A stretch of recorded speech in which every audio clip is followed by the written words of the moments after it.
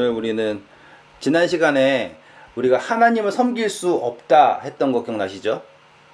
네, 예. 하나님을 왜 섬길 수 없어요?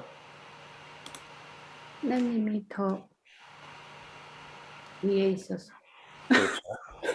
성경에서의 하늘의 논리는 능력이 있는 사람, 큰 자가 작은 자를 섬긴다라는 게 전제였잖아요.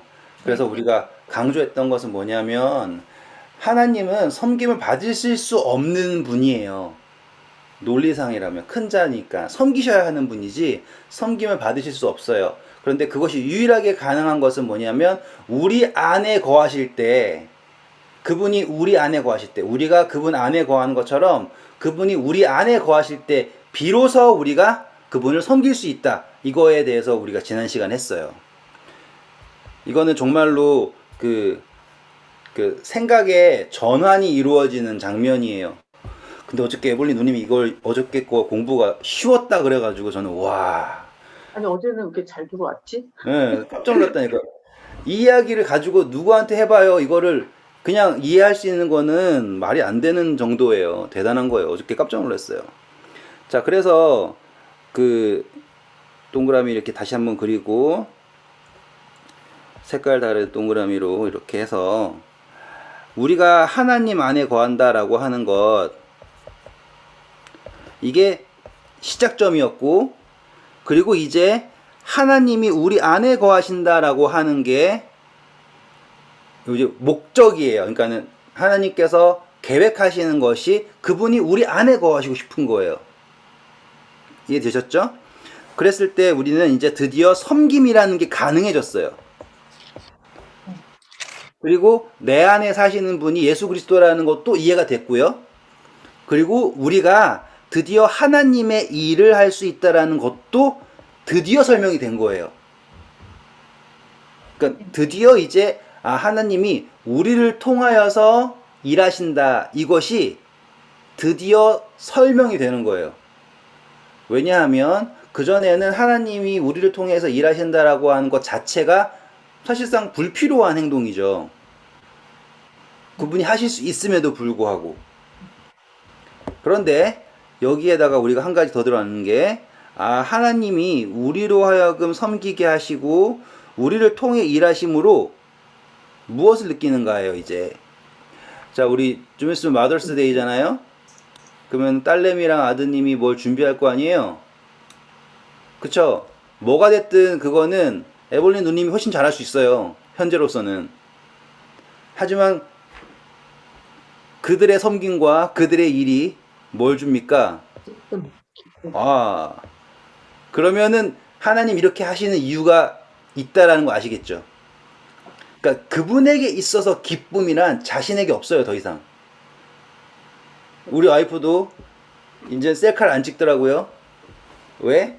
셀카에 찍어서 기쁨이 없는 거라는 걸 이제 깨달은 거예요. 그러니까 사진에는 누구만 있어요? 아들. 아시겠죠? 그렇게 되는 거예요. 하나님에게 있어도요. 그러니까는 그분 스스로의 기쁨은 자신에게서 찾는다라고 하기에는요.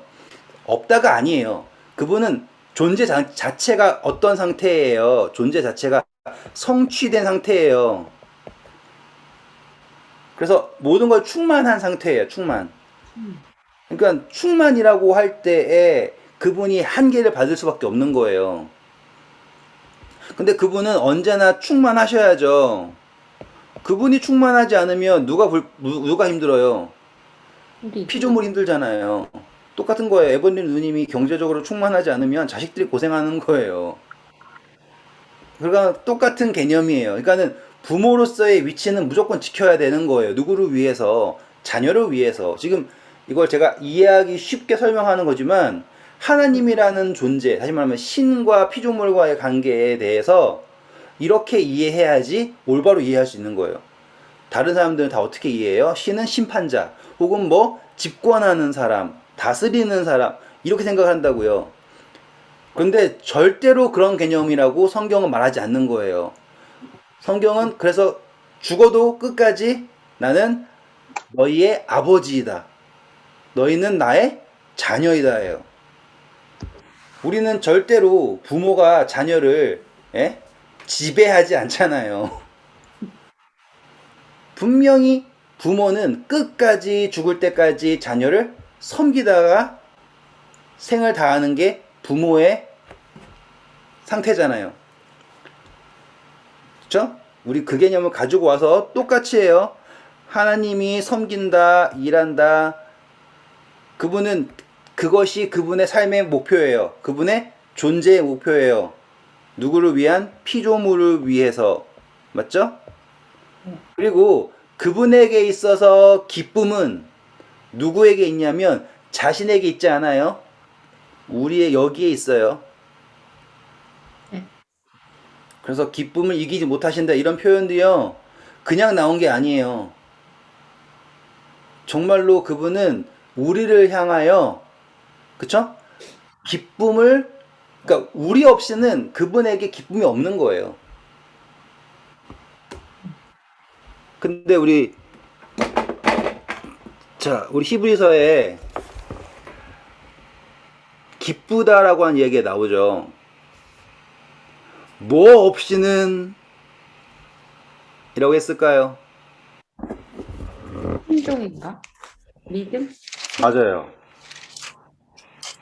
믿음 없이는 기쁘시게 하지 못하죠. 네. 그쵸? 네. 그래서 그분이 계신 것과 그분은 우리에게 반드시 믿는 자에게 상 주시는 힘을 믿어야 한다라고 하는 게 논리잖아요. 히브리서는 그래서 이제 히브리서 11장이 우리가 믿음장이라고 그러잖아요. 아시죠? 읽어볼까요? 히브리서 11장 6절 읽어보세요.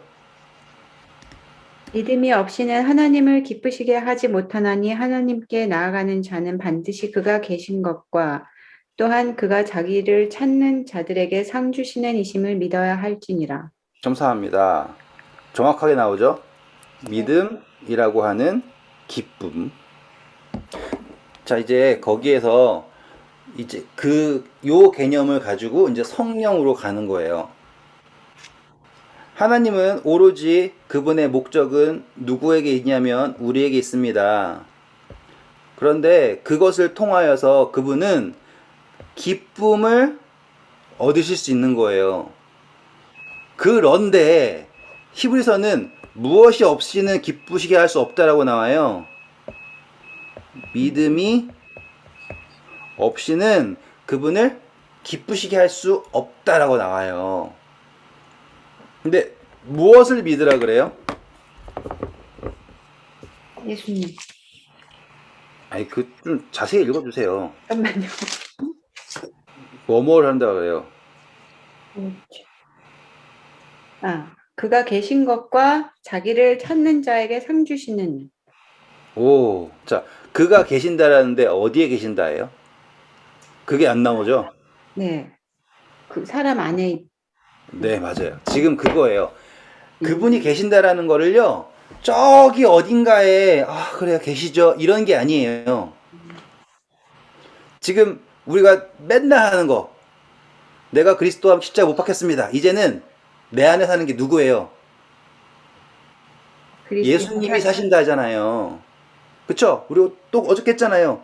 네. 뭘 우리 안에 그리스도가 있다라는 것을 뭐 하지 않으면, 확증하지 않으면, 그래서 믿음이 없이는 기쁘시게 하지 못하나니, 뭘 믿으라는 거예요? 내 안에 그분이 계신다라는 것을 믿어야 한다라는 거예요. 그리고 그분께 나아가는 자에게 반드시 뭐 해주신다? 상 주신다라는 거를 믿어야 된다. 그게 뭐예요? 그분을 기쁘시게 하는 거예요. 헌금 잘 내는 게 아니죠? 그렇죠? 헌금 잘 내고 뭐 공부 아무튼 간에 우리가 생각해왔던 어떤 모든 것들이 아니에요. 기쁘시다라는 거는 하나님의 성령이 내 안에 계시다라는 거를 믿고 그분께 나아가는 것이 기쁜 거예요. 가면은 반드시 뭐 주신다라는 것? 상 주신다라는 거. 자, 우리 그대로 탕자 할게요. 여기 아버지가 있어요. 여기에 탕자가 있습니다. 여기 돼지들이랑 있죠? 돈 다 까먹었어요. 꼴이 아주 사납죠? 그런데 이 탕자가 기억해야 되는 건 뭐예요? 탕자 안에 누구의 생명이 있다? 아버지의 생명, 여기에도 생명, 이게 있다라는 거를 알아야 하는 거예요. 그래서 그걸 알고 그분께 나아가요. 나아가면 그분께서 반드시 상 주신다라는 거를 뭐 해야 되는 거예요? 믿어야 돼. 믿어야 해요. 그랬더니 아버지가 기뻐해요, 화내요? 그거예요. 기뻐하시죠? 지금 제가 말씀드리는 게 그냥 제가 추상적인 개념 말하는 게 아니에요. 성경에서 적용이 되고 있잖아요. 왜? 아버지의 기쁨은 더 이상 자신이 돈을 더 많이 벌어서 소출을 많이 내서 기쁨을 찾는 게 아니에요. 아버지의 기쁨은 누구에게 있다? 아들에게 있다. 지금 처음부터 이야기가 일괄적으로 쭉 오죠? 네.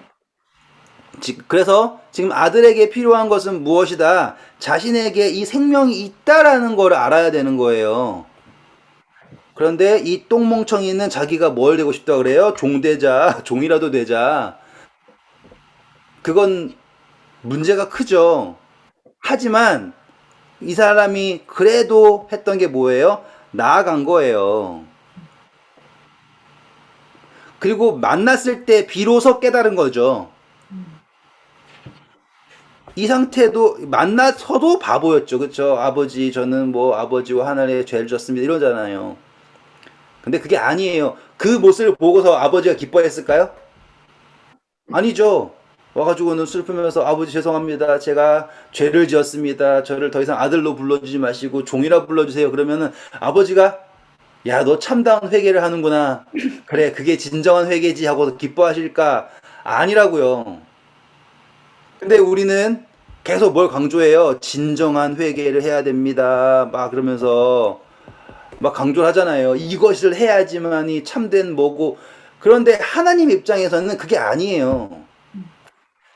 하나님의 입장에서의 탕자는 이걸 하지 않으면 더 이상 올 수가 없다라고 하지 않는다고요. 왔다. 그러면 풍악을 울려라 해요. 죽었다 살아났다 이거라고요. 그리고 살았다 돌아왔다라는 것만으로도 여기 있었던 모든 거는 그냥 순식간에 없었던 일이에요. 왔다라는 이유 하나만으로. 그래서 그 믿음이 누구를 기쁘게 한다예요? 아버지를 기쁘게 한다예요. 근데 그 믿음의 시작이 뭐예요? 내 안에 아버지의 생명이 내가 아버지 그래서 그랬죠. 아버지와 아들과의 관계는 무슨 관계예요? 생명이 나눠진 관계잖아요. 그래서 계속 예수님이 하나님이 아들 그리고 우리는 어제 공부했죠? 아들들. 그래서 어디서부터 태어나야 된다고요? 하늘. 그렇죠. 위로부터 태어나야 돼요. 한번 더 가서 예수님이 분명히 인간으로 오셨죠? 그런데 침례 받으심으로써 무엇을 되신 거예요? 위로부터 나신 거를 된 거예요. 그래서 하늘이 열리고 성령으로 다시 나셨잖아요. 거듭나셨잖아요. 그게 침례의 모본이에요. 공부해도 기억하세요. 우리가 성령으로 잉태된 것은 뭐와 똑같은 거예요? 아담이 흙 더하기 생기 생령 된 것처럼 그쵸? 여자가 흙이고 육신 그리고 성령 잉태됐던 것은 생기를 얻어서 둘째 아담이 된 거였고 예수님이 둘째 아담으로서 침례를 받으심으로 뭘 하신 거예요? 하늘로부터 나셨어요. 예수님이 여자에게서 났을 때는 예수님일 때 누가 아들이라 불렀어요? 요셉이 마리아가 너는 내 아들이다 이랬단 말이에요. 그쵸? 그래서 인간의 족보에서 나셨잖아요, 예수님이. 근데 이제 예수님이 침례 받으셨을 때는 누가 너는 내 아들이라 그래요? 하나님이 너는 내 아들이다, 내 기뻐하는 자다. 빵 나오죠? 기뻐하는 자다 나오잖아요. 자, 믿음 없이는 기쁘시게 하지 못하나니 하잖아요. 지금 예수님이 이 침례로 나아가신 것은 그냥 나가신 게 아니에요. 완전한 우리와 똑같은 인간이신 그분이 믿음으로 예수님은 우리가 짊어지고 있는 하와 아담으로부터 내려온 모든 것을 다 짊어지고 흙으로 태어나셨잖아요. 그런데 무엇을 가지시고 믿음을 가지시고 누구에게 나아간 거예요? 하나님에게 나아간 거예요. 그랬을 때 그분이 침례는 뭐였어요? 물. 우리 하나님의 신이 수면 위에 운행하셨다라고 하는 그 태초의 상태. 사람이 엄마의 자궁 속에 물 안에 있는 그 상태. 그래서 나의 그 근원적인 상태로 돌아가서 나는 이제 누구로부터 나겠습니다. 하늘로부터 나겠습니다라고 했을 때 누가 아들이라 불러준다? 하나님께서 너는 내 사랑하는 아들이요 나의 기뻐하는 자다라고 말씀해 주신 거예요. 성령으로 나셨죠. 비둘기 같은 성령이 오셔가지고. 맞죠? 네. 근데 재밌는 건 비둘기라고 하는 거가 이제 어떤 식으로 가는 거냐면 그거 좀 이따가 또 해드릴게요. 일단 여기에서는요. 인간으로 오셔서 거듭나셨다. 무엇으로 이제 침례 때 우리가 공부하지 않았던 게 나온 거예요. 믿음으로가 나온 거예요. 그쵸? 자, 갈라디아서 가세요. 3장 22절 23절 305페이지. 그러나 성경이 모든 것을 죄 아래에 가두었으니 이는 예수 그리스도를 믿음으로 말미암는 약속을 믿은 자들에게 주려 함이라. 자, 이제 믿음이라는 걸 강조하죠. 네. 23절 믿음이 오기 전에 우리는 율법 아래 메인바 되고 계시될 믿음의 때까지 갇혔느니라. 감사합니다. 자, 예수님을 뭐라고 표현합니까? 우리 공부했듯이 믿음이라고 표현하는 거예요. 믿음. 예수님 그분 자체를 아예 무엇으로 정해버렸냐면 믿음이라고 하고요. 믿음이 오기 전까지는 모든 게 다 죄 아래 갇혔다. 이제 그 믿음을 믿는 걸로 믿음을 믿음으로 믿음에 이르게 되는 거예요. 이제 예수님. 그래서 예수님을 통해서 무엇이 가능해진 거예요? 하늘로부터 난다라는 것에 대해서 첫 열매가 되셨죠. 첫 열매가 되시고 우리는 그분을 장자라고 하죠. 이제 장자. 네. 첫째 아들로 다시는 거예요. 그래서 쭉 오셔서요. 26절 너희가 다 믿음으로 말미암아 그리스도 예수 안에서 무엇이 됐다 그래요? 26절 하나님의 아들들. 감사합니다. 하나님의 안 보이네. 여기다 적을게요. 하나님의 아들. 짠. 아까 로마서에 봤던 거 똑같죠? 모든 피조물이 고대하는 바는 하나님의 아들들이 나타나는 것이다. 맞죠? 하나님의 아들이 되는 것은 무엇이에요? 믿음이죠. 믿음. 그래서 그 믿으면 우리 어저께 공부했죠. 너희가 내 말을 믿으면 너희가 뭘 받는데요? 성령. 성령. 그 성령을 받는 것을 뭐라 그랬어요? 위로부터 나는 거죠. 그래서 지금 하나님의 아들. 지금 우리가 했던 모든 논리가 짝짝짝짝 맞아서 내려오는 게 보이시죠? 공식처럼 이렇게. 네. 사실상 이거 어려운 공식이 아니에요. 누구나 알 수 있는 공식이에요. 근데 이것이요. 그러니까 마치 잔가지가 너무 많은 거예요. 그래서 사람들이 이거를 이렇게 따라가 버리고 저렇게 따라가 버리고 헷갈리는 거예요. 목적지는 어디냐면 여기에요. 하나님의 아들이 되는 거예요. 무엇을 통해? 믿음을 통해. 무엇을 받음으로? 성령을 받음으로. 그래서 우리는 조금 여기서 다시 이제 확장을 할 수 있게 되었어요. 이렇게 돼서 우리 에베소서 3장 하면서 모든 것 위에 계시는 분 아버지, 그쵸? 그리고 예수님을 통해 만물이 창조되었죠. 그래서 그분을 아들, 그리고 모든 것 안에 계시는 분을 우리 성령님이라고 공부했어요. 우리. 그래서 우리가 어떻게 했냐면 우리 모든 것의 근원으로서 우리가 그분 안에 거하고 우리와 함께 계시기 위해 우리의 안에 계시기 위해서 우리에게 오신 하나님이라고 정의를 했어요. 그런데 이제 이 성령에 대해서 자, 이제 확장이 되는 거예요. 그러면 이 성령이라고 하는 거는 하는 게 아니라 그분은 성령이라고 하는 분은 왜 아버지와 아들과는 다를까? 이렇게 돼야 돼요. 우리 아버지도 영이시죠? 네, 그렇죠? 네, 따라서 아들도 영이에요. 네, 그리고 우리가 하늘나라에 가도 영이죠. 맞죠? 네, 그런데 지금 아버지는 아버지라고 하는 특징, 아들은 아들이라고 특징, 이거는 변화할 수 없는 거예요. 그런데 성령은 영인데 이렇게 정해지지 않았어요. 우리는 이제 그 이유를 풀 거예요.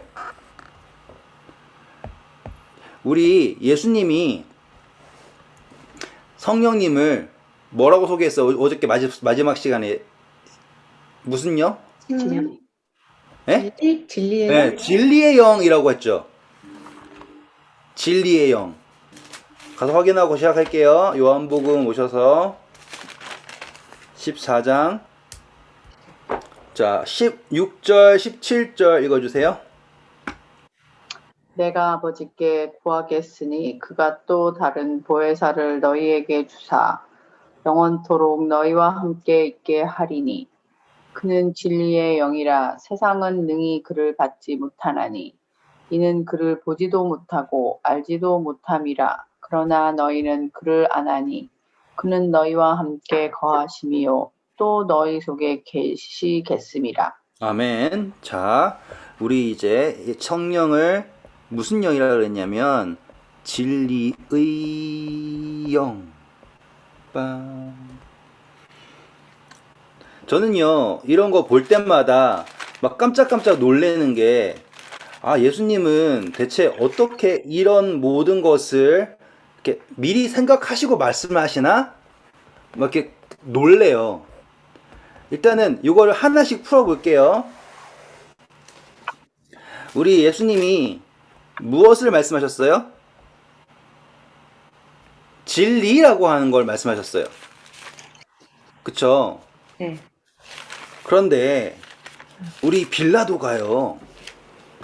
예수님이 돌아가실 그 핍박할 탈 때 빌라도가 뭘 물었어요? 진리가 무엇이냐? 네, 한번 볼까요? 요한복음 18장 38절이에요. 빌라도가 이르되 진리가 무엇이냐 하더라. 네. 지금 빌라도가 예수님, 이거 나중에 또 하겠지만요. 예수님이 마지막에 전도하는 사람이 있어요. 끝까지. 그게 빌라도거든요. 정말 중요한 장면이에요. 그때 빌라도가 생판 아무것도 모르던 사람이 무엇을 물어본 거예요? 진리라고 하는 것을 물어봤어요. 근데 지금 예수님이 누가 등장한다고 얘기하냐면 진리의 영이 등장한다고 말씀하고 계세요. 그런데 이 진리라고 하는 게 어떠한 대상이, 그러니까 다시 말하면 어떠한 개념이 아닌 거예요. 보세요. 자, 이제 차근차근 성경절 다 따라갈 건데 요한복음만 주구장창 할 거예요. 이게 왜 그러냐면요.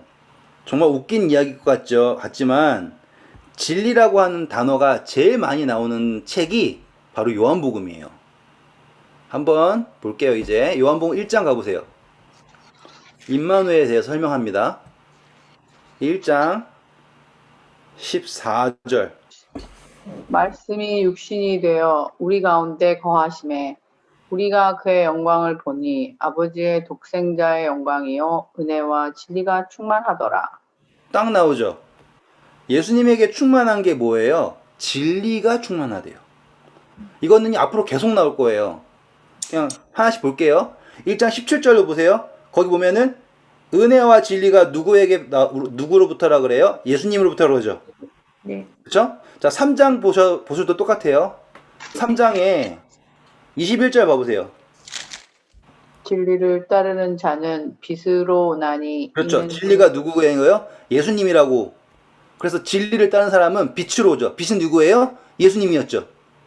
그 요한복음 1장에 말했던 그 모든 것이 앞으로 계속 등장을 하는 거예요. 근데 진리가 누구냐 이거예요. 예수님이다 이거예요. 자, 쭉 넘어갈게요 또. 자, 요한복음 5장 보세요. 5장 33절도 너희가 요한에게 사람을 보내매 요한이 진리에 대하여 증언했다 그러죠. 근데 그게 누구예요? 예수님이잖아요. 맞죠?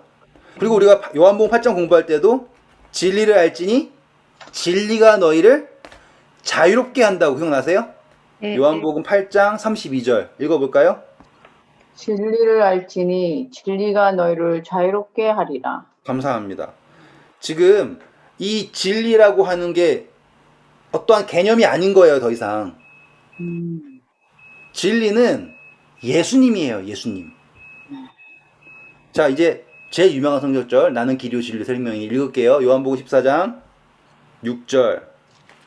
예수께서 이르시되 내가 곧 길이요 진리요 생명이니 나로 말미암지 않고는 아버지께로 올 자가 없느니라. 네, 정확하게 나오죠, 이제? 진리의 영. 진리의 영이라 그래서 그 성령님은 맨날 옳은 말만 하니까 진리구나. 이게 아니에요. 진리의 영은 누구의 영이다라는 뜻이에요? 예수님. 예수님의 영이다예요. 그러면 이야기가 완전히 새로워집니다. 예수님은 누구의 영을 주시기 위해 오신 거예요? 자기. 자신의 영을. 이제 이게 다르다라는 거 아시게 되는 거예요, 이제. 자, 아버지의 영과 아들의 영은 같은 영이에요. 근데 아들은 무슨 도이라 그러냐면 시험한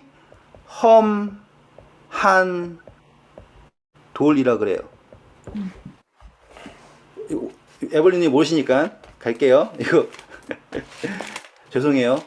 갑자기 제 생각이 이렇게 막 축 넘어가 버리면 헷갈리실 수가 있지만 우리 그래도 차근차근 해볼게요. 자, 베드로 전서입니다. 베드로 전서 2장 4절부터 5절까지 읽어주세요. 사람에게는 버림바가 되었으나 하나님께는 택하심을 입은 보배로운 산 돌이신 예수께 나아가 너희도 산돌같이 신령한 집으로 세워지고 예수 그리스도로 말미암아 하나님이 기쁘게 받으실 신령한 제사를 드릴 거룩한 제사장이 될지니라. 자, 보시면 무슨 돌이라 그래요? 산돌. 산돌인데 누구와 더불어? 예수님. 하나님. 예수님과 더불어, 맞죠? 님과도. 네. 원희주사님, 그래가지고 우리가 하나님께 기쁘시게 받을 만한 제사장이 되죠. 네. 쭉 넘어가셔서요. 6절부터 읽을게요. 보라, 내가 택한 보배로운 무엇이라 그럽니까? 모퉁이돌. 모퉁이 돌이라 그래요. 모퉁이 돌. 그리고 아까 이 돌은 어떤 돌이다? 살아있는 돌. 이건 나중에 단위에서 공부해도 다 연결되는 거예요. 자, 그래서 이 돌은 어떤 돌이냐면 그를 믿는 자는 부끄러움을 당하지 않는데요. 맞죠? 네. 그러면은 이 모퉁이 돌을 믿어야 된다라고 하네요. 우리 저를 믿는 자마다 멸망치 않고 영생을 얻게 하리라 라고 했죠. 저를 믿는 자는 심판을 받지 아니하는 것이요 믿지 아니한 자는 벌써 심판을 받은 것이다 라고 하는 개념이 여기 그대로 나와 있는 거예요. 이 돌은 누구니까? 예수님이니까. 여기 오셨죠? 네. 그런데 7절 보면 그러므로 믿는 너희에게는 보배이나 믿지 아니하는 자에게는 차이점이 있겠죠. 건축자들이 버린 그 돌이 모퉁이의 머릿돌이 되고 또한 부딪히는 돌과 걸려 넘어지게 하는 바위가 되었다라고 나와요. 차이점이에요. 믿는 사람과 믿지 아니하는 사람의 차이점이 나왔어요. 자, 이거를 사도 베드로가 그냥 한 게 아닐 거 아니에요. 어디선가 영감을 받은 거겠죠? 네. 그게 어디에 있냐면 이사야서 28장 16절입니다. 그러므로 주 여호와께서 이같이 이르시되 보라 내가 한 돌을 시온에 두어 기초를 삼았노니 곧 시험한 돌이요 귀하고 견고한 기초돌이라 그것을 믿는 이는 다급하게 되지 아니하리로다. 네, 똑같은 이야기에 여기에서 영감 받아서 나온 것이 베드로가 적은 거예요. 그런데 베드로는 이 시험한 돌을 무엇이라고 표현했냐면 시험되고 그것을 이기셨죠. 그래서 어떻게 되셨어요? 살아나셨죠? 네. 그래서 그분은 시험 받으셨어요. 시험한 돌. 근데 베드로는 그분을 뭐라고 소개한 거다? 산돌이라고 소개를 한 거예요. 이제 재밌는 부분이에요. 이제 잘 들으세요. 분명히 아버지의 영이 우리에게 오실 수 있어요. 그쵸? 그런데 그것을 준다라고 하는 것을 누가 반대하는 거예요? 사단. 그쵸? 그리고 사단이 반대하는 건 또 누구예요? 아들이죠. 왜? 아들에게 아버지의 영이 아들에게 있다라는 거를 사단은 동의하지 않는 거예요. 네. 절대로 같을 수 없다. 아버지가 더 고귀하고 아들은 아니다. 이런 게 논리가 사단의 논리잖아요. 그런데 예수님이 어떻게 하셨어요? 시험한 돌이 되셨죠? 네. 시험 받으신 거예요. 그래서 그분이 누구라는 걸 증명하셨어요? 아버지의 아들이라는 것을 증명하셨어요. 그리고 나서 이제 우리에게 아버지의 영이지만 아버지가 누구의 이름을 통하여 내 이름을 통하여 너희에게 성령을 주신다예요. 그래서 예수님은 이제 누구의 영을 주기 위해 가셨냐? 진리의 영. 나는 길이요 진리요 생명이니. 이해되시겠죠? 진리의 영. 그분의 생명을 우리에게 주시기 위해서 육신의 생명 주신 건 떠나고요. 그 십자가의 그보다 더 놀라운 생명을 주시기 위하여 하늘로 가신 거라고요. 그래서 우리는 뭘 받습니까? 진리의 영을 받습니다. 그런데 재밌는 거는요. 제가 요즘에 계속 재밌다는 표현 많이 쓰는 게요. 정말 재밌어서 그래요. 재밌어요. 네. 정말 정말 재밌어요. 저는 이거를 막 생각하면 할수록 와 진짜 예수님은 그러니까 뭐라고 할까요? 그 어떻게 이렇게 많은 것을 미리 생각하셨을까? 이렇게 생각이 들어요. 이거 되게 재밌어요. 자, 우리는 성경에 보면요. 구약에는요. 성령이라고 하는 단어가 등장하지 않아요. 구약에 어떻게 등장한다 그랬어요? 기억나세요? 여기? 구약에는 하나님의 하나님만? 네? 그렇죠. 하나님의 영, 여호와의 영으로 등장해요. 구약에서는 성령이라는 단어가 안 나와요. 그래서 the spirit of God 이렇게 나오든지 표현이 나온단 말이에요. 성령은 신약에 들어와서 등장을 해요. 근데 이 성령을 그대로 적을게요. 이제 우리 Holy Spirit로. 이게 제일 중요한 거예요. 이제 거룩한. 자, 오 집사님 방금 그 마음 말 너무 좋은 단어예요. 정말 정말 좋은 단어예요. 예수님이요, 진리의 영으로 거듭나라 이렇게 표현도 안 하시고요, 하나님의 영으로 거듭나라 이렇게 표현 안 하시고요, 거룩이라고 표현하셨어요. 우리 그때 거룩이라는 것을 뭐라고 공부했습니까? 예. 안식일을 기억하여 거룩히 지키라고 했을 때 공부했던 거 기억나시죠? 거룩이라고 하는 것은 구별된 거예요. 네. 그래서 이 거룩이라고 하는 것은요, 대상이 없으면 거룩할 수 없어요. 네.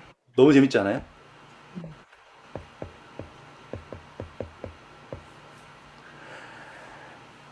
거룩이라는 것은 구별된 거예요. 구별되었다라는 것은 대상이 없으면 의미가 없어요. 맞죠? 네. 그래서 하나님도요, 거룩하신 하나님이에요. 그런데 대상이 없잖아요? 그러면 그분의 거룩함이 의미가 없어요. 맞아요. 네. 여기 이해되셨으면 이 홀리 스피릿이라는 게 무슨 스피릿인 줄 이해하시는 거예요. 대상이 있는 거예요. 홀리 스피릿은요, 성령이라고 하는 건요, 대상이 필요한 거예요. 자, 이제 요거는 제 아들이 좋아하는 사탕이에요. 이 사탕은 제 책상 위에 있어요, 언제나.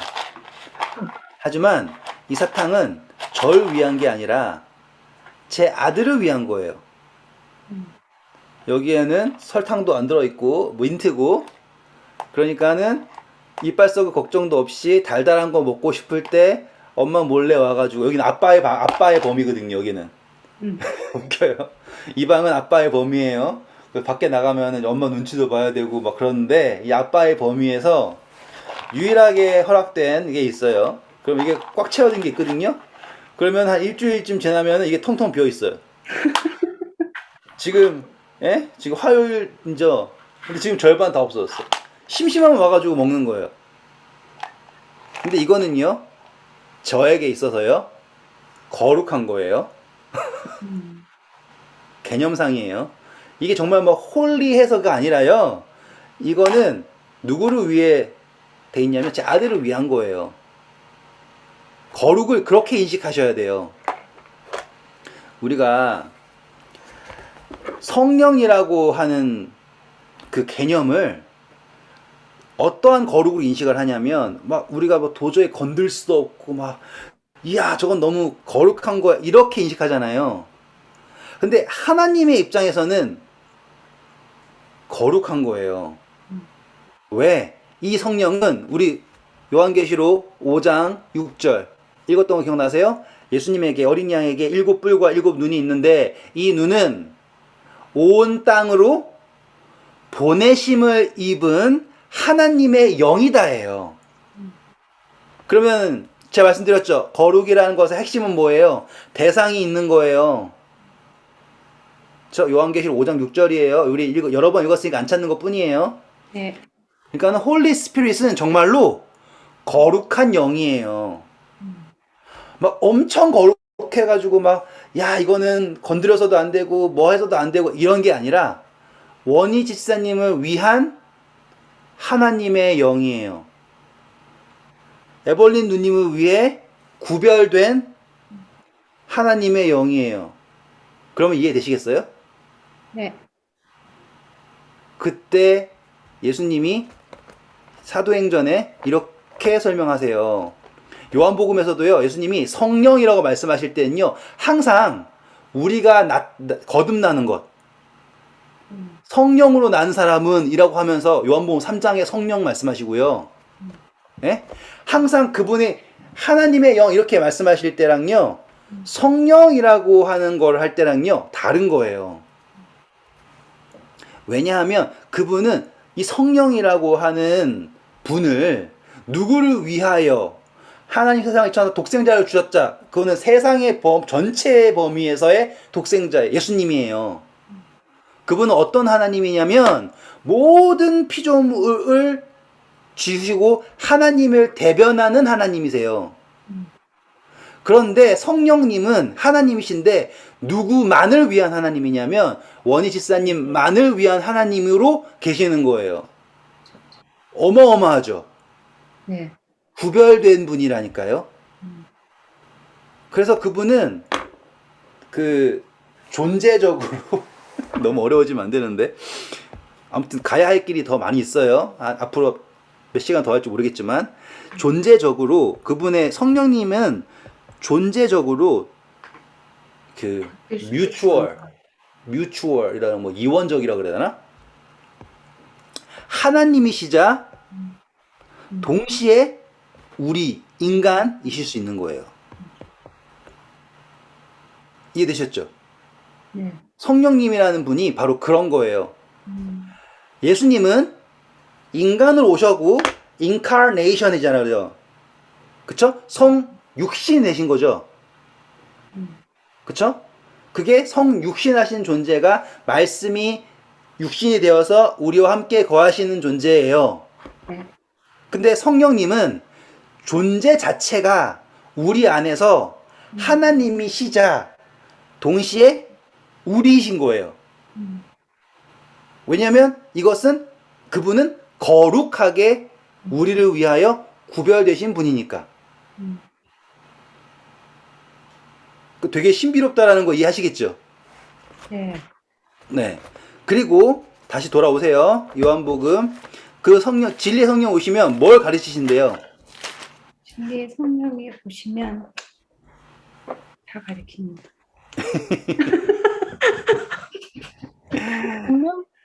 자, 진리의 성령 오시잖아요. 자, 26절 보세요. 일단 14장 26절. 보혜사 곧 아버지께서 내 이름으로 보내실 성령 그가 너희에게 모든 것을 가르치고 내가 너희에게 말한 모든 것을 생각나게 하리라. 자, 모든 것인데 범위가 누구의 범위예요? 예수님의 네. 말씀. 예수님의 범위죠. 자, 15장입니다. 보상? 20. 네. 15장 26절. 내가 아버지께로부터 너희에게 보낼 보혜사 곧 아버지께로부터 나오시는 진리의 성령이 오실 때에 그가 나를 증언하실 것이요. 그렇죠. 누구에 대해서 증언한다예요? 예수님에 대하여서 알게 되는 거예요. 왜? 네. 이제 드디어 관계가 되는 거예요. 아들. 여기도 우리는 피조물. 제가 말씀드렸잖아요. 관계가 한정되고 특정되고 그쵸? 관계하려면 아까 딱 한계를 인식해야 되잖아요. 그리고 그 존재가 특정돼야지 우리가 드디어 대상이 되어서 관계할 수 있다 했던 기억나시죠? 네. 예? 근데 피조물이 아무리 아들을 인식한다고 해도 이해할 수 없죠. 그쵸? 네. 그래서 누가 필요한 거예요? 이 안에 성령님이 계셔야 되는 거예요. 네. 그래서 성령님이 누구에 대해 알려주는 거예요? 아들에 대하여 알려주는 거예요. 네. 그래서 성령님은 하나님이시자 동시에 피조물이신 거예요. 이해되시겠어요? 네. 그래서 아까 말씀드렸던 이 존재적으로 하나님이시자 우리를 위하여 구분되신 우리예요. 나예요. 그래서 그분은 내 안에서 영원히 계신대잖아요. 네. 그래서 여기에서 피조물인 우리가 성령님을 받아야지 그제서야 뭐가 성립이 되는 거예요? 관계가 완전한 관계가 성립이 되는 거예요. 그래서 예수님이 우리를 아시는 것처럼 우리도 그분을 알게 되는 거예요. 우리는 지금 거울을 보는 것이 희미하게 보나 그때는 그가 읽을게요 그냥 고린도전서 13장 찾으셨으면 읽어보세요. 우리가 지금은 거울로 보는 것 같이 희미하나 그때에는 얼굴과 얼굴을 대하여 볼 것이요 지금은 내가 부분적으로 아나 그때에는 주께서 나를 아신 것 같이 내가 온전히 알리라. 와 멋지지 않아요? 그전에는 그분이 나를 어떻게 아시겠구나 근데 내가 어떻게 알지? 이렇게 생각이 들잖아요. 막연하니까 너무. 근데 이 그림 보시면 이게 막연하지 않죠. 네. 그분이 나를 아시는 것처럼 성령님 오시니까 성령님이 누구에 대해 증언하실 거예요? 아들에 대하여 예수님에 대해 증언해 주실 거 아니에요. 그럼 그때 되면 그분이 나를 아시는 것 같이 나도 그분을 온전하게 알게 된다라고 하는 게 성립이 되잖아요. 저는 진짜로 이걸 딱 깨달았을 때요, 막, 와, 이거는 정말 대단하다.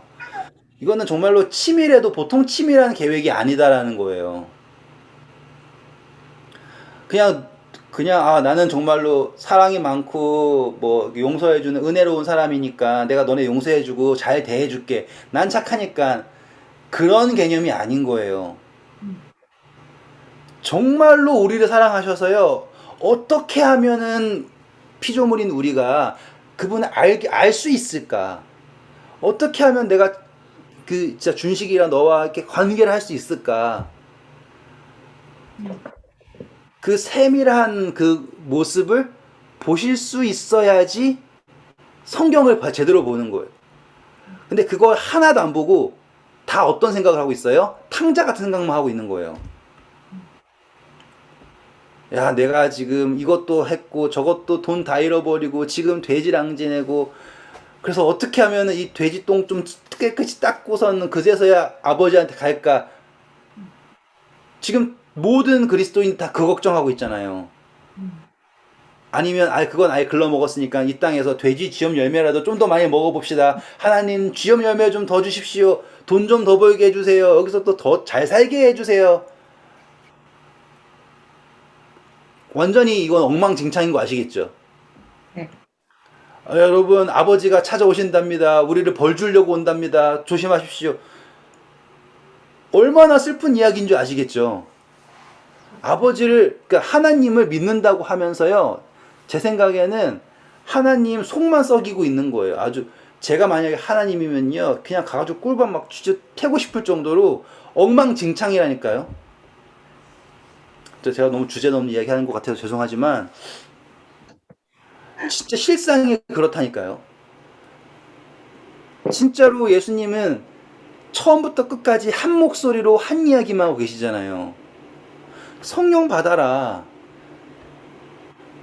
근데 그거를 꼬아가지고 성령이 마치 무슨 내가 성령 받았으니까 나는 되게 거룩한 사람이야 이런 식으로 막 팔아먹고 막 불불불불불불 막 이러는 거는 얼마나 가슴 아파요. 예? 성령 받은 사람이 돈에 미칠 수 있냐고요. 그건 말이 안 돼요. 중요한 건 그거예요. 성령 받은 사람은 절대로 세상의 어떠함에 예? 휘둘리지 않아요. 예수님이 사단이 온 세상 보여줬을 때 신경 안 쓰시잖아요. 성령 받은 사람은 거듭난 사람은 위로부터 태어난 사람은 그러하지 않아요. 그러면은 그냥 이 개념만 가지고 교회에 있는 사람들 쫙 보면 예? 뭐가 갈아지고 뭐가 건지는 그냥 보이는 거예요.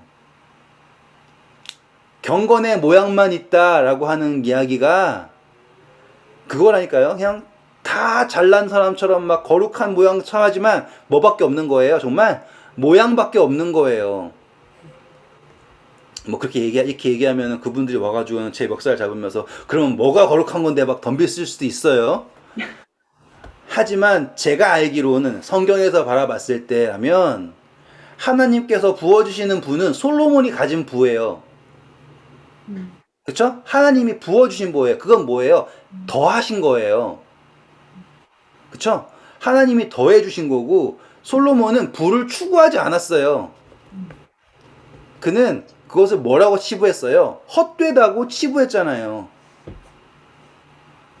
근데 그거를 막 목매어가지고 그거를 안 잃으려고 덤비는 거는 그거를 헛되다고 생각하지 않는 거잖아요.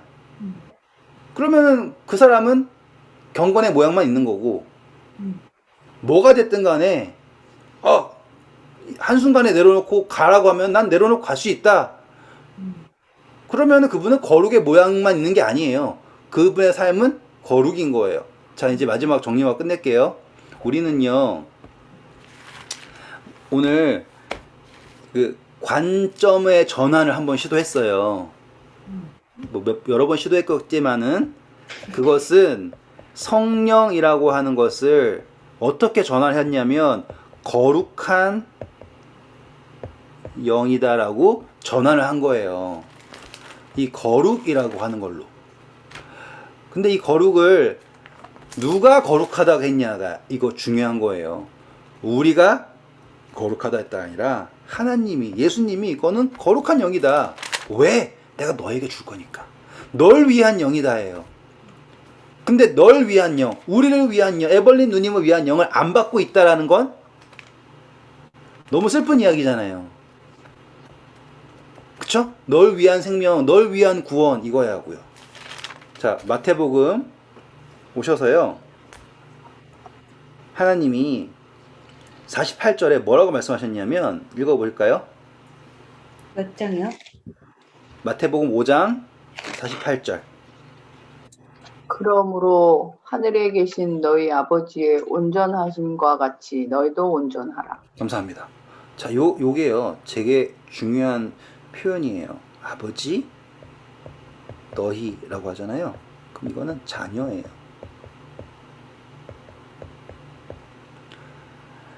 아버지가 완전하다, perfect이라고 하는 거. 우리 그때 공부하긴 했어요. 이거는 불가능합니다. 하지만 무엇에선 가능합니다 했었냐면 사랑이라고 하는 것에서 우리는 완전할 수 있습니다 라고 그때 공부했어요. 기억하실지 모르지만 그 완전의 범위를 제가 그때는 사랑이라고 정의를 했어요. 왜냐면 이 장 자체가 원수를 사랑하잖아요. 그래가지고 우리가 사랑을 할 때 하나님의 기쁨이 우리 안에 충만하게 됩니다. 그런데 우리가 원수를 미워하면 그분의 기쁨이 우리에게 충만할 수 없죠. 네. 그렇기 때문에 원수가 잘해서 사랑하는 게 아니라 우리가 하나님으로부터 온전히 사랑이라고 하는, 그쵸? 기쁨을 누리기 위해서 우리가 원수도 사랑합니다. 그래서 죄가 들어왔지만 모든 게 불안하지만 어떤 범위에서는 여전히 우리가 완전하냐면 사랑이라고 하는 범위에서는 여전히 우리가 온전한 가능성이 있는 거예요. 왜? 우리는 사랑할 수 있으니까. 왜요? 우리가 사랑하면 그가 먼저 우리를 사랑하심이라 이거 하면서 제가 설명드렸잖아요. 그리고 계명하면서 하나님께 우리에게 계명 주신 것은 내가 오늘날 너희에게 명한 것은 너희의 행복을 위한 것이다 하면서 민수기 10장 11절인가 아무튼 13절인가 헷갈린다 갑자기 그렇게 하면서 했잖아요. 그게 우리가 공부했던 첫 번째 레이어예요. 네. 이제 우리 성경을 공부했어요. 네. 그러니까 이제 거기에서 더 들어갈 수 있는 거예요. 저는요 그렇게 생각해요. 성경은요 지금 우리 공부했던 거 다시 또 처음 또 시작하잖아요. 그러면 또 완전히 달라진 공부가 돼요. 왜냐면 그때 설명할 수 있었던 건 이만큼밖에 못했단 말이에요. 이제는 이만큼 있기 때문에 그거보다 더 많이 설명할 수 있게 되는 거예요. 이제 그때 했던 온전하라고 하는 거가 달라지는 게 보일 거예요. 보세요 이제. 자, 이 이야기는요 예수님이 어떠한 성경절을 인용하신 거냐면 레위기서에 있는 성경절을 가지고 인용을 하신 거예요. 자, 읽어볼게요. 레위기서 11장 45절. 약 162페이지. 나는 너희의 하나님이 되려고 너희를 애굽 땅에서 인도하는 여호와라. 내가 거룩하니 너희도 거룩할지어다. 자, 원희수사님 읽으시면서 느낀다고 보세요. 내가 거룩하니 왜 거룩하대요? 앞에 우리의 하나님이 그렇죠. 하나님 그분 스스로가 스스로를 거룩하게 하셨어요. 누구의 하나님이 되기 위해서? 우리의 하나님이 되게 하기 위해서 스스로를 거룩하게 하셨다고요. 그러면 우리도 하나님의 백성이 되기 위해서 거룩하게 돼야 돼. 그렇죠. 그럼 뭐예요? 구별. 네. 이해되시겠죠? 네. 별표. 거룩이라는 개념을 가장 잘 설명한 데가 바로 이 레위기서 11장이에요. 내가 너희의 하나님이 되려고 너희를 애굽에서 불러냈다. 그러니 내가 너희를 향하여 거룩한즉 너희도 나를 향하여 거룩하라. 그래서 그분이 그분 자신을 주셨죠? 네. 그래서 우리도 그분에게 우리 자신을 드리게 되는 거예요. 그래서 영광을 돌려라 라고 하는 개념이 되는 거고, 그것이 바로 거룩이라고 하는 개념이 되는 거예요. 그래서 계시록 보면 존재들이 하나님한테 거룩 한 번 하지 않아요. 거룩, 거룩, 거룩이라고 한다고요. 야, 왜? 아버지, 아들, 성령. 아, 그래서 거룩, 거룩, 거룩 이렇게 된다고요. 아, 그냥 저는 완전히 거룩해가지고 그런 3번 한 줄 알았어요. 예. 강조. 그렇게 할 거면 한 번도 돼요. 완전한 숫자면 3번도 좋고 7번도 좋고 10,000번도 좋고, 그쵸? 근데 하나님 호칭할 때 거룩을 거룩, 거룩, 거룩으로 하는 것은 삼위에 대한, 우리를 위하여 피조물을 향하여 온전히 주신 그분을 대한 영광을 돌리는 거예요. 재밌죠? 저는 제가 말하면서도 재밌어요. 막 너무너무 신기하고, 말하면서도 야 진짜 이건 정말 대단한 거다. 어떻게 이렇게까지 해주시나. 이런 대우를 받을 만한 자격이 있나 싶을 정도로 정말로 우리를 위하여서 모든 것을 주시고, 그리고 진리의 영을 주신다. 오늘 이해되셨죠? 진리의 영이 왜 중요한지. 네. 너무 장황하게 설명한 것 같지만 결국 우리가 그동안 공부했던 것들이 다 연결되고 있는 거예요. 진짜로 어느 것 하나 빠지고 돌아다니지 않아요. 지금 계속 쌓여 있는 것이 나오고 있잖아요. 네. 우리는 목요일 날 이제 시험한 돌, 그걸로 시작할 거예요. 돌, 모퉁이 돌로 시작을 할 거예요. 그러면 또 야 이게 또 이런 거였구나로 가실 거예요. 그러면 또 야 대박인데 이렇게 갈 거예요. 아무튼 좋은 밤 되시고요. 네. 예, 목요일 날 뵐게요. 네. 감사합니다.